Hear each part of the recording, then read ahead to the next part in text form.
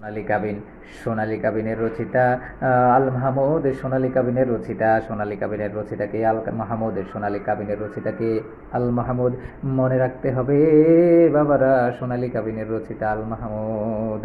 রবীন্দ্রনাথ ঠাকুর তার রচিত কোন নাটকটি কবি নজরুল ইসলামকে উৎসর্গ করেছিলেন? বসন্ত। বসন্ত মনে রাখতে হবে বাবারা, রবীন্দ্রনাথ ঠাকুর কাজী নজরুল ইসলামকে উৎসর্গ করেছিলেন বসন্ত।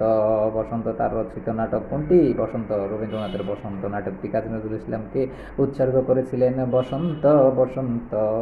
সুন্দর হে দাও দাও সুন্দর জীবন, হোক দূর অকল্যাণ সকল অশোভন। সুন্দর হে দাও দাও সুন্দর জীবন, হোক দূর অকল্যাণ সকল অশোভন। চরণ দুটি কার লেখা? চরণ দুটি হলো শেখ ফজলুল করিমের লেখা। শেখ ফজলুল করিমের লেখা। শেখ ফজলুল করিমের, ঠিক কিনা?